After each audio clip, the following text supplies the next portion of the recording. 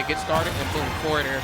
Constantly just repositioning Ness further and further away from the stage before he can even get back, because as you know, his PK Thunder doesn't quite send him as far as Lucas's does. One of the biggest issues for Rob in this matchup is that we all know the Rob thing, right? Where the Rob will sort of float above you and then wait and try to land with neutral air. Sure. And the way you beat that is by getting up there and actually disrupting him before it comes out. Ness is so well suited to doing that. He is so incredible with between the up air, between the forward air, between his very fast sort of collection of jumps. He can just get up there before Grayson has a chance to react, or he can just do this. Yeah. Just throw out a PK Thunder as he's trying to land. He's taking so much damage from that off on the side of the stage, already at 128. Yeah, it's just harassing him from up underneath, and that's what you're supposed to do, man. I mean, landing with Rob is a pretty difficult and daunting task versus, well, it's matchup dependent. Yeah. I don't want to say versus everybody, but it's very matchup dependent. And this one right here, Ness has a lot of options. I mean, we haven't even seen like up air. We haven't seen up air in terms of harassment. PK Thunder, though, certainly getting the job done. Yes, down throw on the idle play. And no force mastery, but I do appreciate the attempt. Very good. Get a forward air. Grayson fighting his way back into it, but he will eat that neutral air.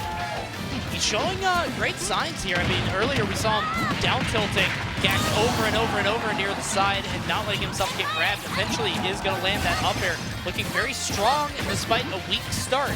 Yeah, and I feel like he had to go for that forward air off the right side of the stage just a moment before. He didn't want to have to deal with yo-yo. I forgot all about down smash at the ledge and how that works in accordance to Rob's recovery system. Oh, nice. Using down tilts right there to start a combo. No. PK missile for you, but wow, just let him know, like, I can't get fancy with it if I have to. Yup.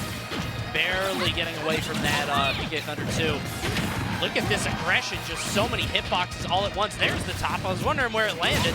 Threw that joint hard as hell. Hitting the Stratos. 97 to 71 here, gonna eat a PK Fire into the back here. Weird DI, but he's not gonna fall to it. That's right. Off his feet once more. How is he going to land? And yes, and this is what I'm talking about. Yes, I mean, that just really stuffs out a lot of Rob's recovery system. Just the yo-yo at the ledge. Yeah. Such a daunting thing to have to play around here. Okay, what's it going to be, though? Down tilt. And I also want to, take into consideration, too, Rob can actually fight pretty well up close. Yes. That gyro bounced off of the PK Thunder. Then it stopped him from going any higher. It, like, stops his trajectory. And then it hit him. Is there anything this top can't do? He can do everything, man. That's the greatest toy in existence. It's like the Slinky, the jump rope, and that top. You know what Toy Story 5 is going to be about. Right there, man. You got your protagonist right there. 163 on Grayson, who is running away with this game.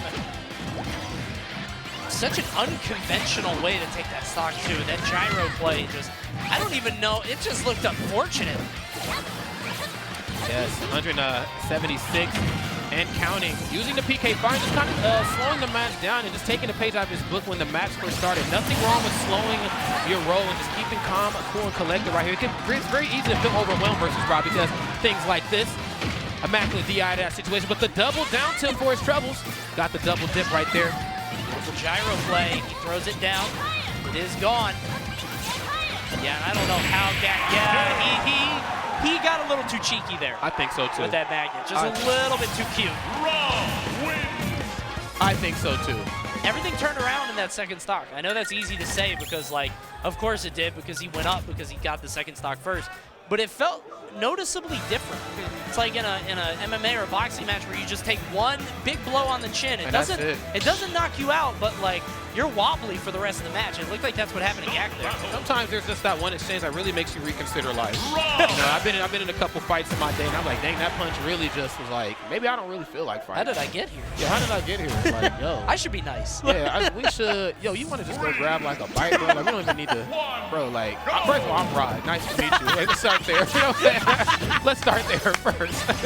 Yes, we've all. Let's get off on let's start on a new foot. Yeah, we've all reconsidered something, whether it's a spanking or a lashing, whatever the case might be. We've all reconsidered some things. But whatever the case might be right here, I'm sure Gackt has reconsidered how that last match went according to this one. And we're going to see how well he applies game number 1 to game number 2. But he's allowed Grayson to kind of chisel away at this lead here, almost cutting it completely in half right now. Yeah, I mean, he got a very strong start. Some of that is just Ness against the big character. I love his usage of PK Fire just right at that platform. He did it on PS2, and now he's doing it here on Smashville. But I also love how Grayson is not giving him what he wants. He's just sitting in shield when he gets sort of baited by that PSI magnet. Grayson's just waiting a second. Now he's at 159. Let's see how long he can hold this stock. Not long at all. Absolutely not. The immediate nair off the right side of the stage. That's what you do right there. You know, Leffen kind of talked about this on the stream. I know how much you love him, man. Oh, he said, yeah, that's right. Y'all are best buds. Y'all go all the way back. That's right. He said, you know what? Maybe the off-stage pressure is not my calling or anybody's calling Ultimate. Maybe ledge trapping is a little bit more efficient in Ultimate than going off stage. And I'm starting to believe it, too. I feel like as the Smash games kind of go on, playing off stage is not the thing, and playing at the ledge can get you so much more mileage courtesy of that down air right there. Yeah, I definitely was in the camp that thought that edge guarding was back when this game first came out.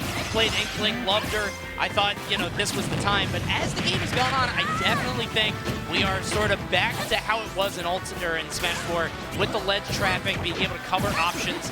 Obviously, some characters can't get out there, but and you can see Grayson trying to get an early stock with that Lariat, but he's taking a lot of percent for it. Yes, in the process. I didn't think that the up airs would actually flank with the PK Fire like that, but now that's something I'm putting in the database for the future. Just in case I ever see this wonderful matchup again later. Oh, I like that. Try to hit him with the wacky waving inflatable arm up air. Bit of a trade right there, though, and this is where Rob really struggles. He's off of his, I guess not feet, wheels. Yep. Just really struggling to get his footing back onto stage, and Gackt's very well aware of it. Here's the forward air once more. Yes, he's going to go right up underneath the item play and just pick apart his recovery system once more. And I love that he went out there and did that because before what he was doing is using that PK Thunder, and he's trying to hit him over and over, trying to zap him. And there he just didn't get the opportunity. He realized that Grayson was waiting for the opening, just waits, gets that second jump, pushes him off with the forward air, and takes the lead. All right. Let's see how the rest of this one's going to play out here. I mean, he is smothering and covering him. Yes, I love the option. And another situation where he gets a little too cheeky, but you know, when you have a sizable okay lead like this, it's not the worst thing in the world. Oh my God, yes, the ledge trump up air though. Interesting. Yeah, tried to go for it all. Get back on the stage, avoid the spike. Well done. Just normal get up right into Rob. But Grayson not going for anything. I know he mashed out fast, but I feel like anything would have been better. Yeah. Up throw and down throw, just weird. Little too much respect being shown right here. That's not being reciprocated on the opposite side. Yes, the berry into the up air. I like it. Just don't mash. No. Why are we mashing? I don't like, get it. Like he can up smash you, but he knows you're gonna mash. I'm really surprised, but either way, Gackt still with a pretty hefty lead. There we go. But for how much longer? I mean, we've seen how well in the beginning of the game that Grayson kind of chiseled away at a lead, cutting it in half. But to really dig deep right here. Gackt the best of the business. Yes, here's the laser, and just here's the zoning. Here's, oh my God, just getting smooth on him. Yes, the PK Fire just trying to melt Rob right here. Things are looking critical. Sneaky. That's what the hell I'm talking about right there. Grayson, let Gackt know where you stand on the stage here at Frostbite 2020. All it took was one opening, and Grayson just ran all the way with it. Got one hit, into two hits, into three hits, and that was not a combo. No, it was not. There was none of that was a combo. He just got hit after hit after hit, and Gackt